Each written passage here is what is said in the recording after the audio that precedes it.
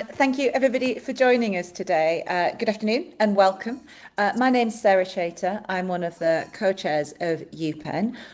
We're still admitting a few people, as you can see. Please do feel free to introduce yourself in the chat if you would like and say a little bit about what's interested you about today's event. And for anybody who isn't familiar with UPEN, I just want to briefly introduce us as a network of universities and policy organisations right across the UK who are jointly committed to supporting knowledge mobilisation for public policy. So in other words, we want to build closer relationships between research and public policy to ensure that research insights are informing policy making. There is somebody with a rather noisy microphone. I wonder if I could just ask participants again to just check you're muted. Thank you. One of the drivers for today's event, I suppose, is one of the arguments we tend to make in UPEN for the need to improve research policy engagement, which is really around ensuring that we are maximising the benefits of public investment in research by drawing on the knowledge and insights that arise from that research to help to inform and tackle complex policy problems. And we're now in a research funding and policy context where there's a renewed focus on a more interventionist, more directive approach. That's quoting the Chief Executive of UK Research and Innovation, Ian Chapman, and with a larger proportion of research funding directed towards addressing government priorities, as well as the prioritisation of areas where the UK can be world leading and can work more directly with business. So those are very clear priorities that have been set out both by the Secretary of State and by Ian Chapman, the Chief Executive of UKRI. And it's been framed very much as the government taking an approach to research and innovation, which is about delivering on the public's priorities. So that's the sort of context for today's event. And I think it raises quite a lot of questions for us to explore. Firstly, how well positioned is the UK research base to respond to this new interventionist agenda? Do research agendas need to change? And if so, how? Do we have the right sorts of structures in place to be able to identify and respond to government priorities with sufficient agility and capacity?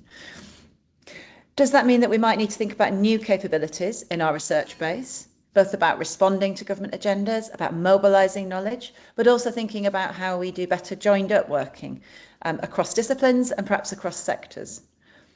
And what does it mean in terms of ensuring future capacity to tackle future priorities, to tackle those challenges we might not even have identified yet? What's the role of research in both identifying and addressing those challenges?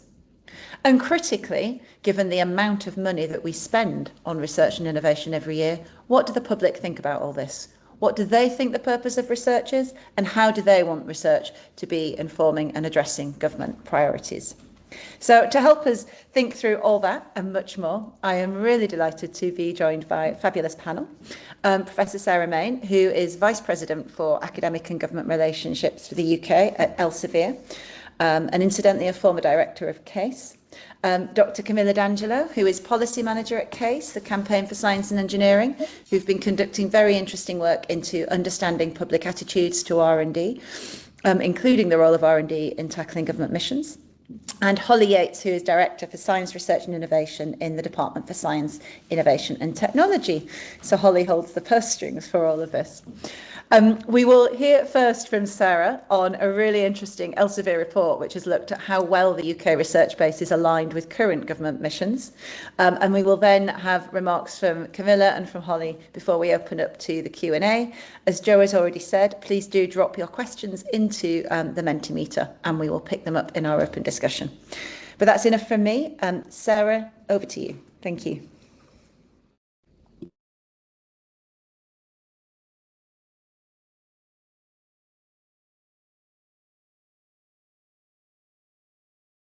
Hi, thank you so much for inviting me to join you at UPEN today. I'm just going to take a second and try and share my screen, so just bear with me 1 second.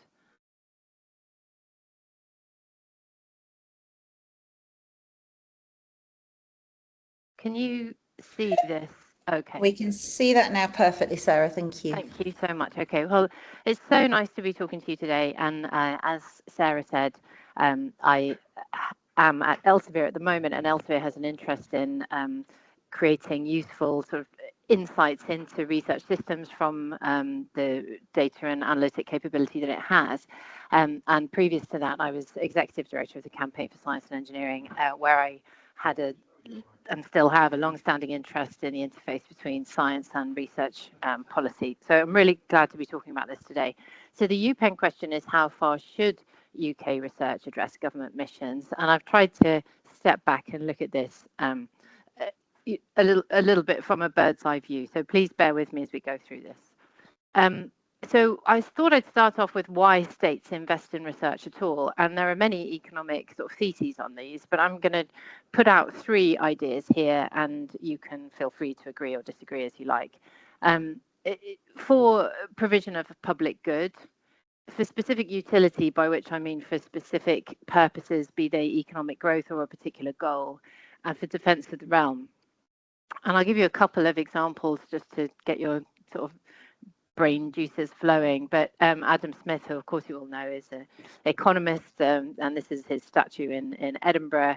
He makes the case that the sovereign, in other words, the state, maintains public works because the profit that could arise from them would never be repaid to the individual, but it pays back more so to a great society. So he's talking about the value of investment by the state in activity which reaps large rewards to society, but may not be pursued on an individual kind of commercial or profit-making basis because it wouldn't accrue to that person that created it. Another example here on specific utility is the founding of the Royal Observatory. And the Royal Observatory in Greenwich claims that it is the oldest purpose-built scientific establishment, so 350 years old, founded by Charles II as part of the effort to find ways to understand your longitude while at sea. So this was for a specific utilitarian purpose, for the express purpose of working out how to find longitude, which was also very highly linked to economic stability and prosperity through shipping at that time. And then finally, an example from more explicitly linked to defence, which was my example here is about the pursuit of the technology of radar, which came actually, it was really interesting, from this Air Ministry committee who actually were concerned between the First and the Second World War about the threat of a ray, what they referred to as a death ray. They thought that radio waves could be used for kind of hostile purposes, and actually through that a proposal was put to them that radio waves couldn't be used for that, but they could be used to detect aircraft, and that led to investment by the state in land and a whole research centre at Bawdsey Manor to develop the idea of a radar system, and the picture is of a very early radar system on that ground. So that's some ideas about why states invest in research at all. And our current government, and this is a picture from the happier times, perhaps a year and a half or so ago. Our current government was elected on the basis of having some specific goals and missions that it was pursuing. And of course, you are all familiar with these, but I'll just put them up on the screen as a reminder. But this is taken from Labour's manifesto. It was really central to their election. It was central to their election campaign that they wanted to pursue these 5 missions.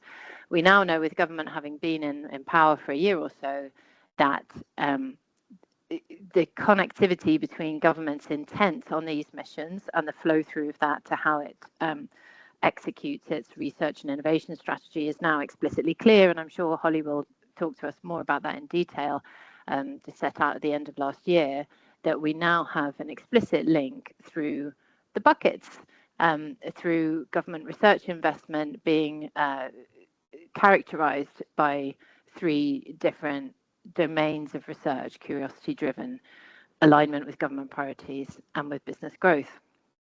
So I will let Holly talk about that in more detail, but I just wanted to, having set out the case for why governments invest in research, and this government is investing with a specific purpose to advance its missions as one clear sort of element of its research strategy, we could also look at it from the other part of this partnership, which is the question UPEN have put is, to what extent should universities be investing in research in line with the government missions? So why do universities invest in research? Well, I picked an example here from one of the most recent royal charters I could find. This is King's College London, who have renewed their royal charter, and this is our current king, Charles III, whose charter I'm showing on the screen here. But university charters of all kinds reflect their founding purpose, and I think quite commonly will include in that education and research for the public good. And you'll see in the article that I've copied here that King's College London is no exception, and it says its object should be to advance education and to promote research for the public benefit. So, not the same as the government sort of ideas I was putting forward. It's not including explicitly defence or specific purposes. But I do think very often in university charters and in their founding stories, they are often created for specific purposes in line with their historic context. And here at King's, you see this line in this article that's about doing so with regard to its Anglican tradition. I mean, that's part of the reason for the founding of King's College London, as you all at UCL will know, it was a response to the founding of UCL, and so you have a university in London with a religious tradition. And other universities across the country are founded in response to their historic and economic context. And the Red Brick University is a good example of that in terms of their industrial heritage and the need for the university to provide for economic advancement in those areas. So what about alignment? So this picture isn't perfect, but I'm going to just sort of ask you to use your imagination here. And the idea of alignment being, in this case, I'm going to put to you the alignment here is of the stream coming across the field and the water being, the university research, and the water wheel being the government's objectives to pursue missions, to pursue industrial strategy. This would be a better analogy if the turning of the water wheel actually made the clouds create rain to fall on the field to create a stream that would turn the wheel. Because what I'm trying to point to here is that the relationship between universities and the state is circular, because the state government, UKRI, is providing funding for research. The universities can choose whether to align directly with that or whether to sort of spread their interest more widely, and they have their own goals and missions and charters and reasons for their own university objectives. So I think of that stream up there with the cows, and that water in the stream could do many things. It could dissipate across the field. It doesn't all go to the water wheel, and people benefit from the turning of that water wheel in different ways. So you can see the ducks in the foreground and the child. So I think there's something there I find helpful in thinking about this alignment. Less artistically and more kind of sort of prosaically, really. I did some work with Graham Reed, who many of you may know, who's at UCL, a couple of years ago, where we were thinking about scenarios for what at the time was the goal of the then government to create for the UK to become a science superpower. And through that report, actually, we came up with some, I think, useful ideas that are applicable to this question of how far should universities align with research, which in terms of the desirability, the alignment of those goals, the longevity of those government goals, the democratic element of them, and of course in the UK the devolved element. And I'll just show you quickly a couple of images which can summarize that. So this is the report, and here is a table that sort of summarizes the ideas that we were pursuing here.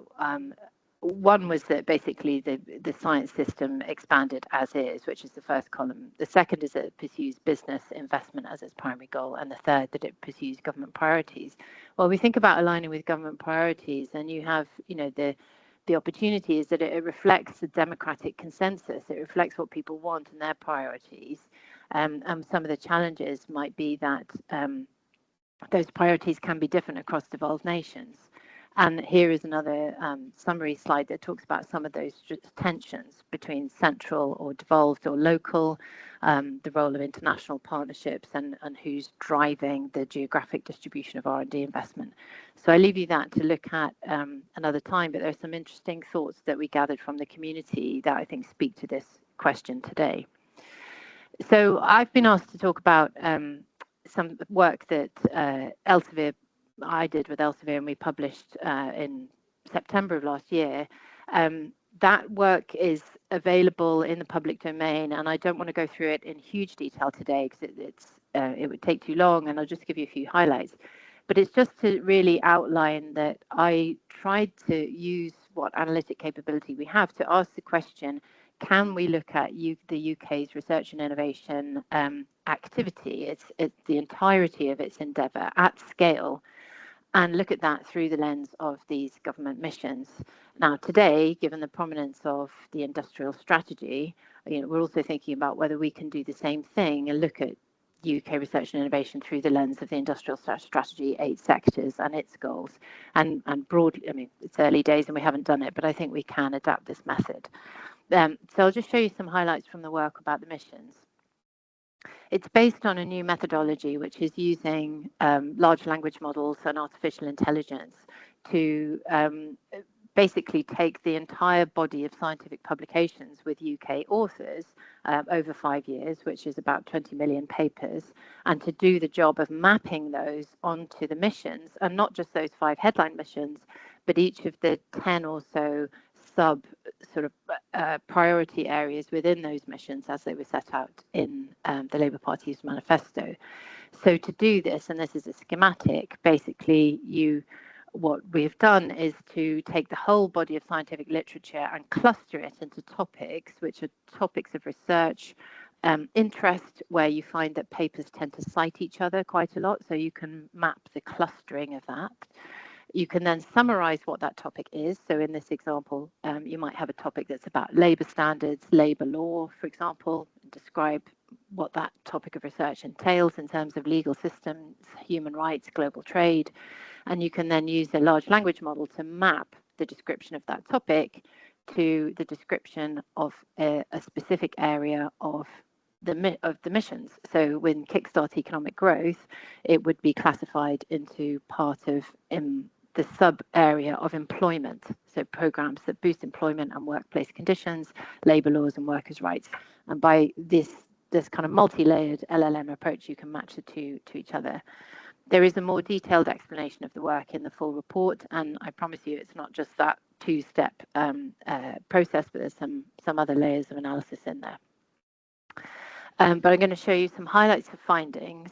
So the first thing to say is that it is a feasible exercise to do to map the UK's research activity at scale.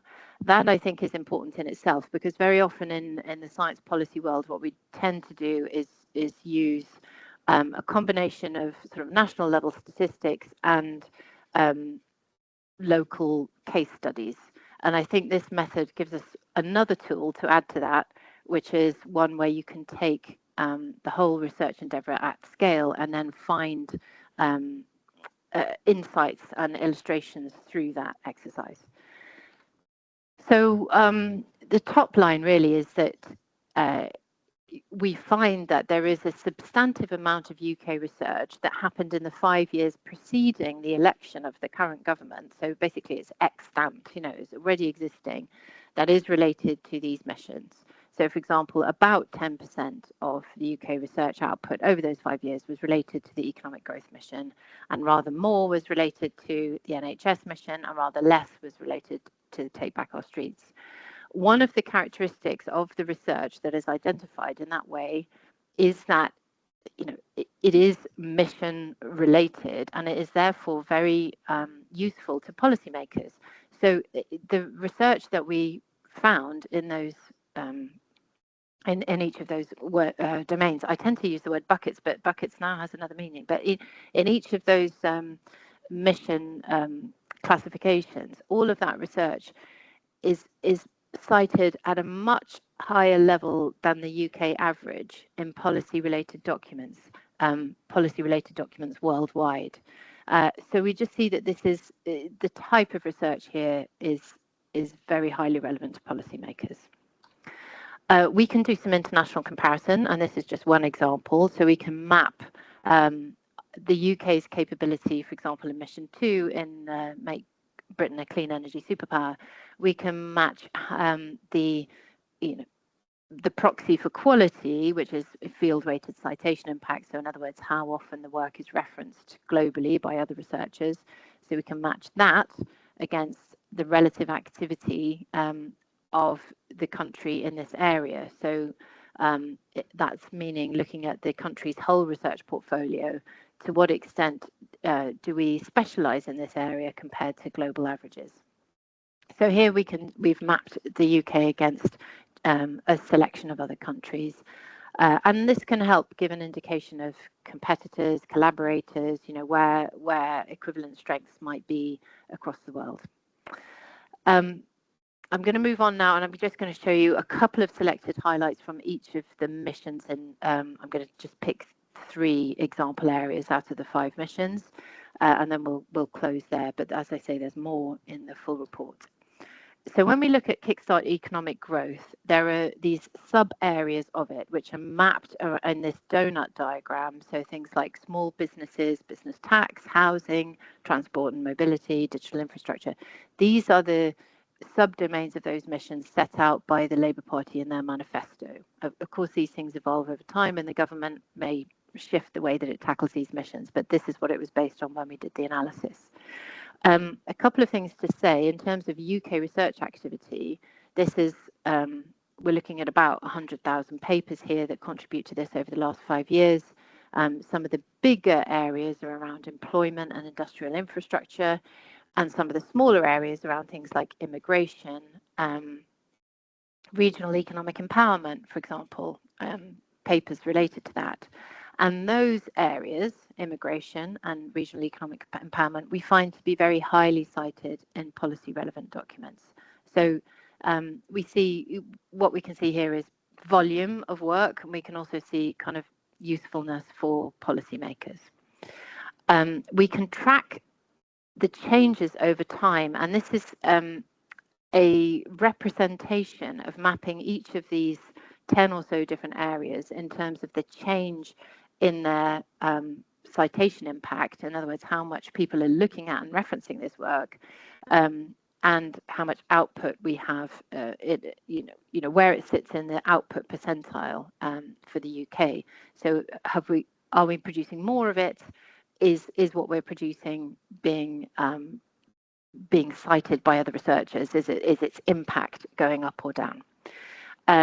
So for things like here, employment, which is going up, one of the reasons why that is shooting up in terms of how much it's been cited by other researchers is because when you look at the top topics which are in this employment category, you see that they're related to COVID impacts in employment. So psychological impact of COVID-19, face mask filtration efficiency, healthcare workers' well-being. These are some of the top topics.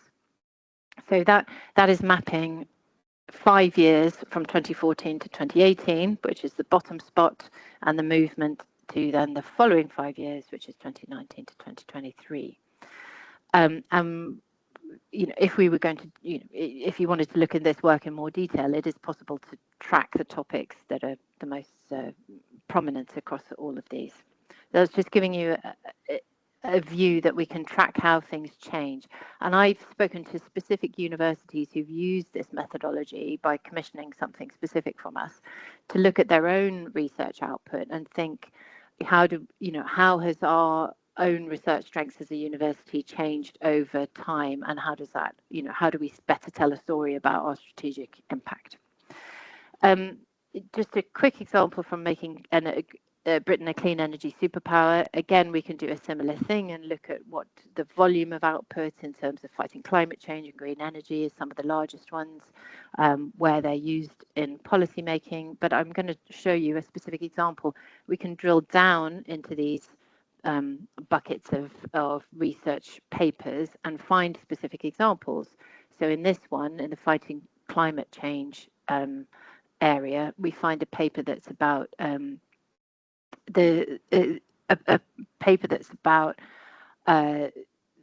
atmospheric climate measuring. So it looks at and how that's linked to the government's net zero strategy for aviation emissions. So it's particularly looking at the understanding of non-carbon dioxide climate impacts from aviation, and saying that that contributes to approximately 2/3 of the aviation's historic climate effects. And that paper was then cited in the government's Jet Zero strategy. So that's a sort of specific example of how the work is used. And finally, on Take Back Our Streets, which I think for me is one of the most interesting in terms of the story it tells about UK research strengths. I think this mission, the analysis of this mission, really shows us it gives us a different view of the UK's research strengths to the one that we might normally think about. And it shows us the importance and value of UK research on things like armed crime, policing, violence against women, and system research around sort of managing prisons and so on, which I think sometimes perhaps is not in the spotlight as much as other areas of research. And I wanted to show you an example of this type of work. This one is a specific psychological study on treatment of offending, which again was used by government in an impact evaluation for reducing reoffending, and this is to do with partner violence offences. And again, when we look at this over time, we can see things like the rise of AI as a topic in research. So on policing standards, you'll see that's a line that's rising. Some of the top topics that come out are fairness in AI systems, ethical AI governance, and so on. So, things like image recognition and policing. So it's really some super interesting insights when you dig further into what this analysis brings to the surface. So that's all I'll say in terms of summarizing the work. I did the work with the intent of it being a sort of iterative, exploratory approach with government and with funders to try and demonstrate an approach that could be useful and to help evolve it. This I see really as a kind of pilot proof of principle. I think you could go further with it. So one thing that would certainly be possible would be to start to investigate the people and places that give us that strength in research. So you could think about geographically where strength is, or in sort of teams and groups of people who are leaders, how they're connected internationally. We can also use AI capability and text mining to understand the content of the research in those buckets that we've pulled out. So you can start to think about what's the frontier of that research. So what are the emerging themes and questions? What are the technologies that are at the leading edge of these research fields? And we could also look at other economic indicators, such as how much these mission-related research papers are used in patents or are used to underpin spin-outs and scale-ups and so on. So I think this is a useful approach to inform policymakers about how they can use the assets that we already have in the UK research system to deliver on the government's goals, to deliver the missions, and to think about how to guide future investment. As I mentioned, I think, we're starting to look at whether we can apply this to the industrial strategy, and I hope we'll be able to develop that capability. We can do other types of analysis, like thinking about the government science and technology framework and the 5 critical technologies within that. We can look globally and compare across those capability in those technologies with other countries and their priority technologies. So if you want to see that report in full, you can see it on, there's a QR code here. And, I think I would just say this is one approach which I think has some use in the phase that we're in now, where we're thinking about how research contributes to government priorities. It could be, you know, I've shown you this at a national level. I think institutions have already used this you know, some institutions have already used this capability to look at their own portfolios. But I'm kind of interested in how we develop this in a useful way for universities and for government, and an appropriate way to help guide these questions about, you know, to what extent universities want to align with government priorities, and if so, how they do. And the government itself will think about how it assesses the success of its research funding programs that are intended to drive progress on these missions and industrial strategy. So I'll leave it there and say thanks very much. Please do get in touch if you've got any questions. Thank you very much indeed, Sarah. Super, super interesting. And also to dig into some of that missions work and see what topics are kind of garnering and generating the most interest, I think really fascinating. We're going to turn now to Camilla, who's going to offer some perspectives, drawing, I think, on some of the work Case has been doing around public attitudes on R&D. Great. Thank you so much, Sarah. And I'm really pleased to be on this panel today. So thank you. And also, Sarah, great piece of work, really interesting to see. So just by way of introduction, I work in the policy team at Case. And maybe for those of you who are less familiar with who we are, Case is a membership organisation, and our members represent R&D-led organisations across the UK. So that includes businesses, universities, professional bodies, research charities, and they span the whole breadth of R&D. And Case's mission is to ensure that the R&D landscape in the UK can thrive, and we want to ensure that it has the best support it can have for this. So I'm reflecting on Sarah's presentation. I would like to make three broad points, and this is drawing from Case's own work, looking at the role of R&D in the missions, where we've conducted quite extensive engagement with our members. And also drawing on insights from Case's public opinion research. So this is an ongoing program of work that Case has, which tracks public attitudes to R&D. And Case, we are increasingly using these insights to inform both our policy development and our advocacy. So firstly, the first point is that I think it's clear from Sarah's presentation just now that R&D, and this includes university-led R&D, has a vital role to play in helping the government meet its priorities and the missions.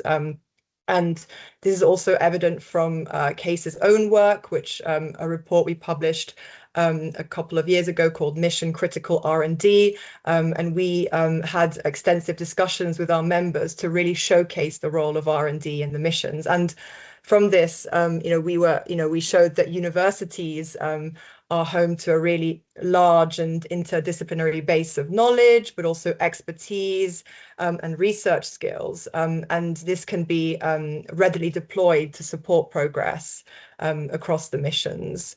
And I'm sure Holly will say more about this in a moment, but this role of R&D is really recognised by government, and it's really positive to see that the spending review and the industrial strategy both have strong commitments to R&D and are putting it at the forefront of driving economic growth. And also on universities, the Post-16 Education and Skills White Paper recognises the contribution of the higher education sector across many priorities, and this includes driving economic growth. And but also this important role of R&D has public support. So drawing on Case's work in this area, on Case's public opinion research, we've been able to show that the public thinks that R&D has an essential and an important role to play in the missions, and the public supports R&D being used as a tool to achieve the missions. So 72% of the public in a poll that we did think the government should use R&D as a tool to achieve the missions. And this is based on a 2024 poll of over 3,000 people. So it's clear that there is a role for universities to align their research in support of the missions. However, and the second point I'd like to make, and this relates to capacity and capability, and Sarah alluded to this as well in her presentation, and also the potential risk of closer alignment between research and government priorities, is that it is really important to maintain and to retain a broad and balanced R&D base to support the missions. The UK R&D base currently has strength in its breadth. And this, according to conversations with our members, but also others, this is widely regarded as an asset. And so thinking about universities, it's important that universities have this capacity to retain and nurture this broad R&D capability. Because Sarah also sort of alluded to this, and it's about both about delivering on today's missions, but also to be able to maintain the UK's capability and thinking about the readiness to respond to future challenges as well.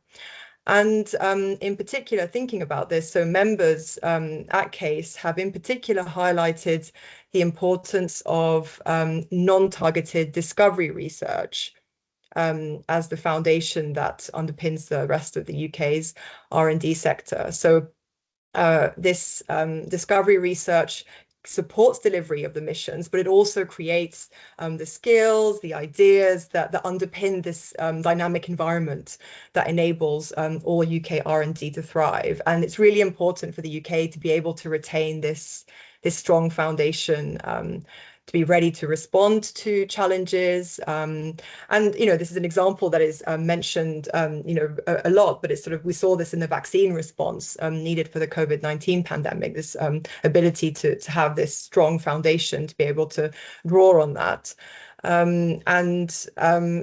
The importance of discovery research and the breadth of the R&D base is recognised by government, and it's really positive to see that curiosity-driven research has been given its own bucket in the new framework for R&D investment, and which commits to protecting curiosity-driven R&D. And also in the post-16 education and skills white paper, the importance of diversity and breadth in the research base was highlighted. It is in this it's important to remember that this sufficient broadness to be able to provide that flexibility and to nurture capability is needed. Now, the third point I'd like to make, and this is thinking about the future and looking ahead and thinking about steps that the R&D sector can take for its policy advocacy. So, as is evident from Sarah's talk just now, there are existing research outputs that can immediately support the UK government's ambition. So there is an existing R&D knowledge base that can be readily deployed by the UK government to achieve progress across its missions, and this includes the UK's universities who have this vast knowledge, expertise, and research skills that are already there, which is really great. But there is a need to better articulate this to policymakers, how R&D can support the missions. And it's really important for the research community, to think about how they can, synthesize and translate their research in a way that is accessible to political audiences.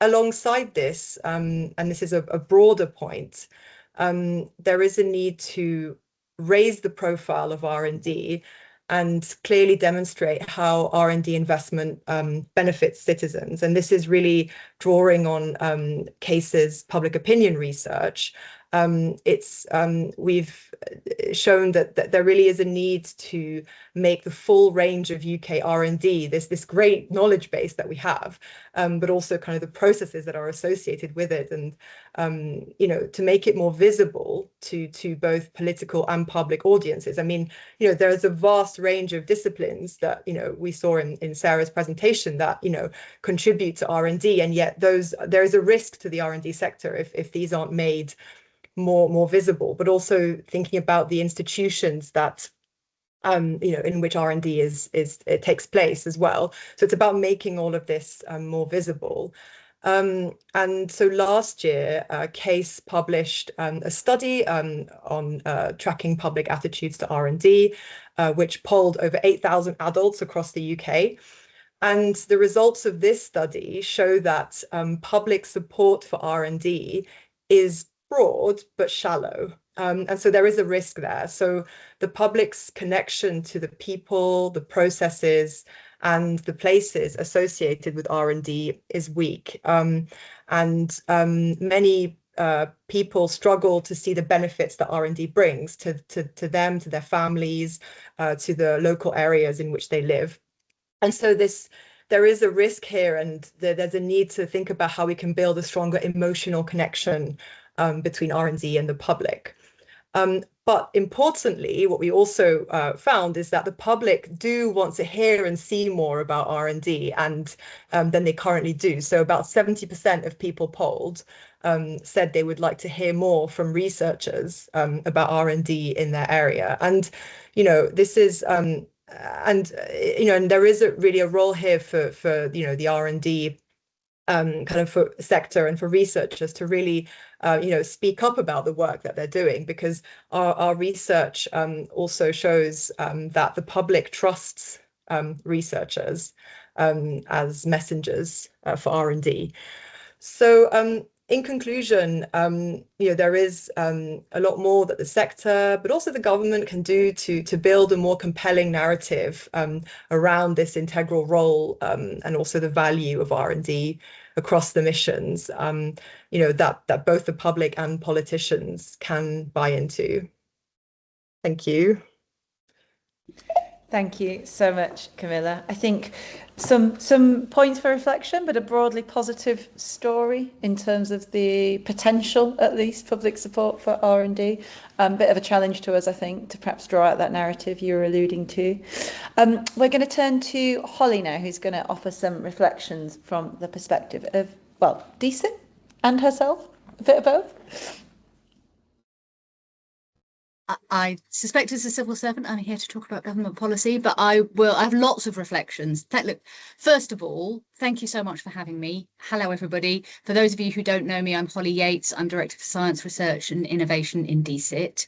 And we're responsible for lots of the kind of foundational and cross-cutting policies that support the UK research base. My background is what the civil service would call a policy professional. So I'm deeply interested in these questions of how do we use evidence and research to inform our thinking about complex issues. And what I tend to tell people is that, if these were simple policy issues, we'd have fixed them. We do try. It's because the things that we are tackling are genuinely complex and difficult on the whole. And that really requires deep thought and the engagement of all sorts of experts. So look, I'm going to talk quick because I'd really like to leave some space for questions. I will rely on Sarah to wave at me if I talk too quick. I was asked to look at three questions. One was, how far should universities align research activity with mission-oriented approaches and government priorities? The second was, how can research knowledge best be mobilised to inform policy? And the third was about risks and trade-offs of closer alignment. I really have found the previous contributions so rich and so interesting. In both cases, it's work I've heard about before, but I got even more out of it this time. So I'll try not to rehearse those points. And can I just say how grateful I am to my colleagues for saying that the government does at least get it and is trying. Really welcome that message.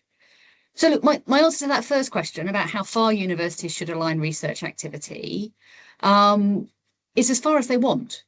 Right? Exactly as far as they want. Universities are independent, autonomous organisations. And, you know, if you take something like the post-16 skills white paper, there was a real emphasis there on a kind of institutional level strategic approaches. What are you great at? What are you best at? What are you leaning into most emphatically? The government is really keen to get the engagement of this sector and the contribution of this sector where interests align. And that might be topical interest. This is an area of research we're really good at. And it's also, to some extent, and will always be the case, about identifying where there's additional funding or support. I think the thing that this government is really trying to do, and it was really positive to hear that there is some recognition of that, is to set out with real clarity via the missions, the plan for change, the industrial strategy, where the government's priorities lie. What are the big knotty problems it wants to tackle? And I think as part of that, I was going to say the government explicitly recognises the role of research and development in tackling some of those big problems. And you can see that coming up through the R&D Missions Programme, but actually in terms of how we approach the entire investment portfolio of the kind of substantial amount of money that government puts into R&D. I think it's also important to emphasise how strongly government recognises the foundational role that our competitive advantage in research and development in the UK, and that is a real international competitive advantage. I like to go around in these talks and say, we're awesome at this, we should shout about it, has in our overall strategy for UK growth. If the UK isn't going after, you know, innovation-led growth, we're not going to be achieving the things that this government wants to achieve. And yeah, we are investing in this. And I think the bit I might cut out of this spiel is all of the numbers, because they're all published and available. But, you know, the overall amount that this government is spending on R&D over this parliament is 86 billion across government. That is a vast amount of money in anybody's calculus. I have to say that I recognise perhaps better than anybody that it has to service a vast amount of really important priorities, but it's serious investment.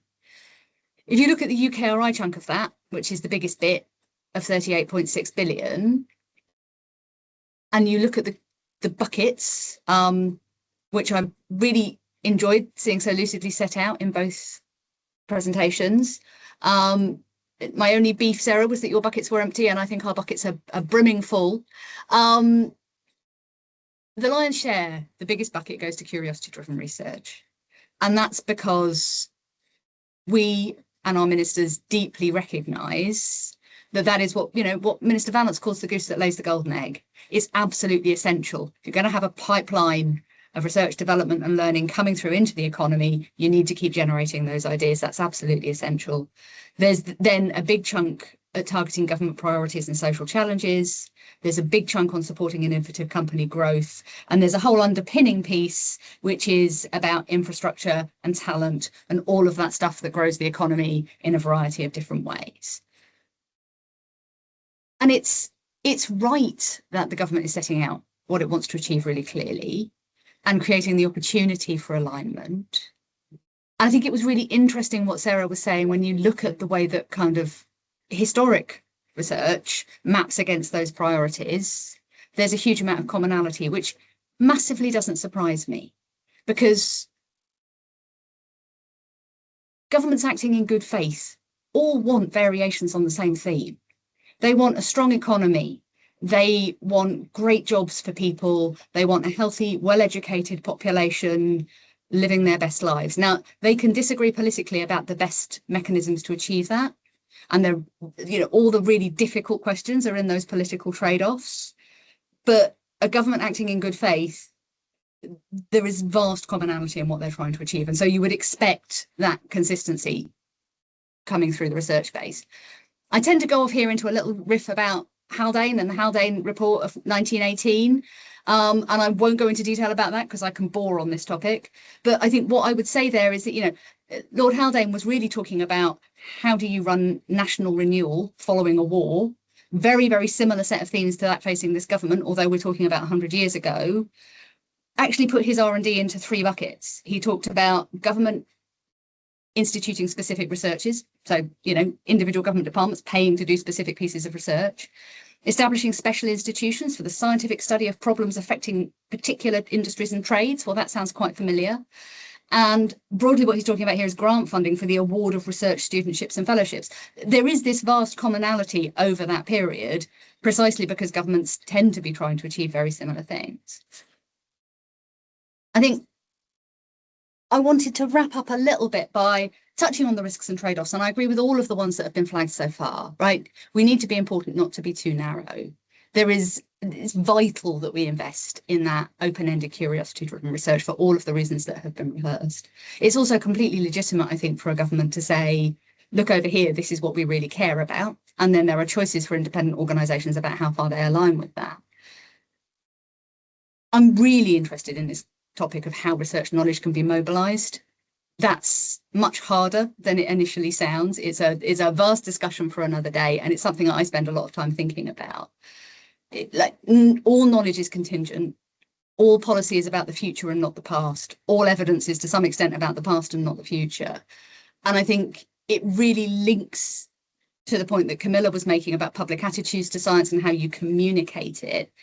I don't think that you can really mobilise that knowledge without dialogue and engagement to get everybody on the same page. That's a way, way longer conversation, but it's also quite a good segue into whether people have questions.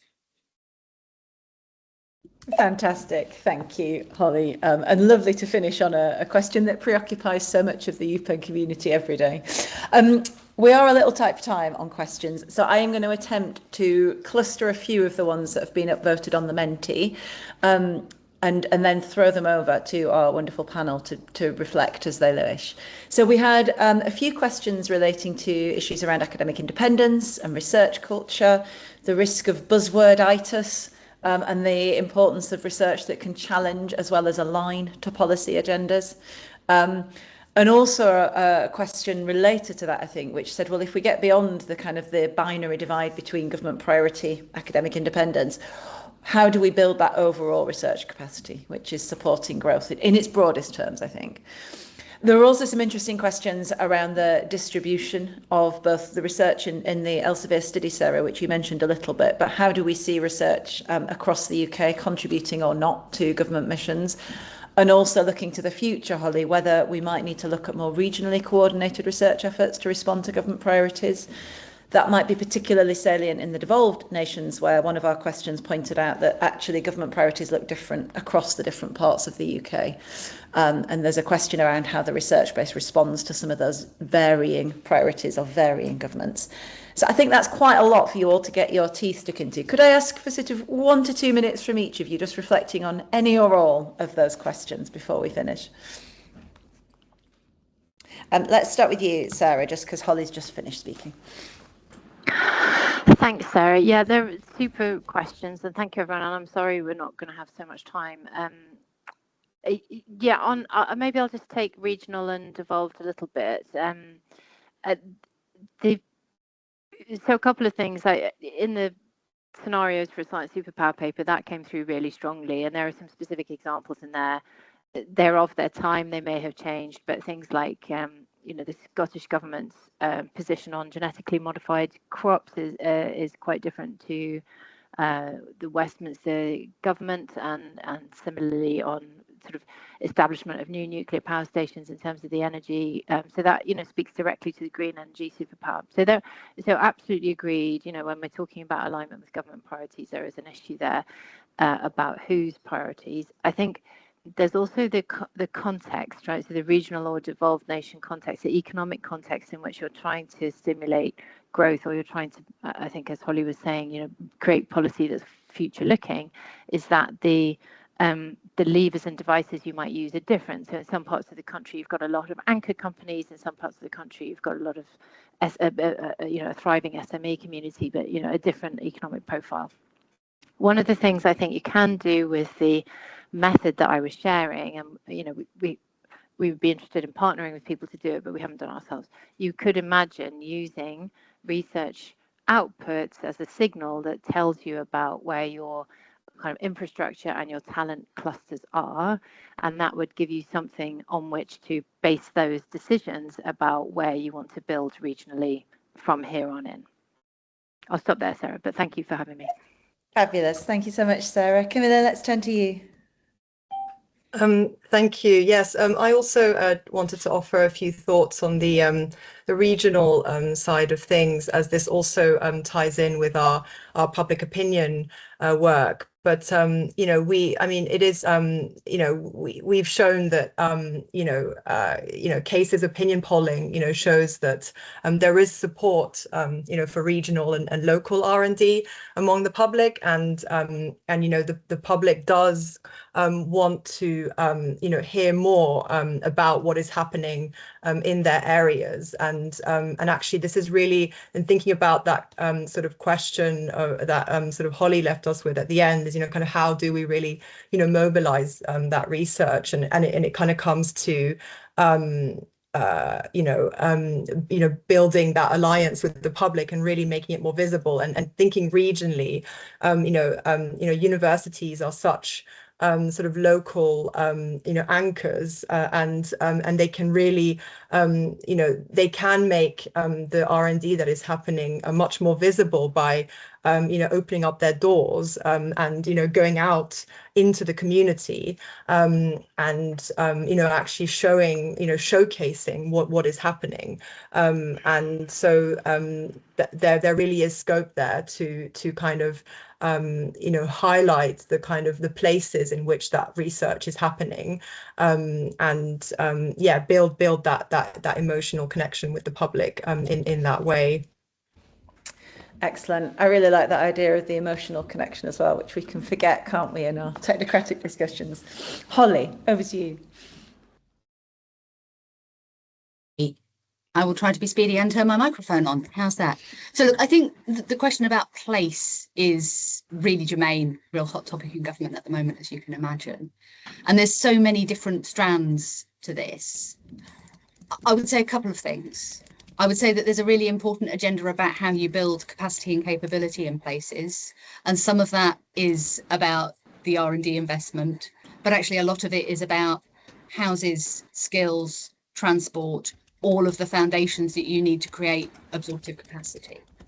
The other thing I would say, and particularly to this audience, is that we do have very nationally distributed capabilities in the UK. Yes, we have clusters of excellence, and we should absolutely strive to hang on to those. But we also have universities the length and breadth of the country, making enormously important economic contributions in places, as well as national economic contributions. I don't know that we talk about that enough. I don't know that we trumpet it enough. And we also have all sorts of research and innovation infrastructures, the length and breadth of the country, where people living in those places don't always know a huge amount about what happens there. I've been really reflecting over the past couple of months that if you go to places in the UK, people can tell you a story about what that place did in Victorian times, and probably up to the 1950s and maybe up to the 1970s when maybe something shut. But there can be brilliant innovation infrastructure, like discovering all sorts of stuff that will fuel tomorrow. And that isn't part of the local narrative. And I think that's something that we need to think about very deeply. I'm working for ministers who are really interested in Camilla's work on public communication of science. How do we help people understand what it is we're investing in and what that generates for them? I also think that we need to understand and work with the local areas, because a little bit, as I said, the kind of part of the big story around the post-16 skills white paper was about individual universities having a strong strategic drive. Actually, that's equally true for places. Places will have their own vision, their own strengths, and it's about how do you contribute. Excellent. Thank you all so much. I'm sorry we have to draw this to a close because it feels in some ways like we've only just started the conversation. But some really interesting points, I think, about that narrative, about local engagement, about the interaction of R&D with other capabilities. And above all, that it's really clear there's an incredibly valuable contribution that the UK research base is making, can continue to make, and a challenge to all of us perhaps to think about how we strengthen it further, working in partnership, just as you say, Holly.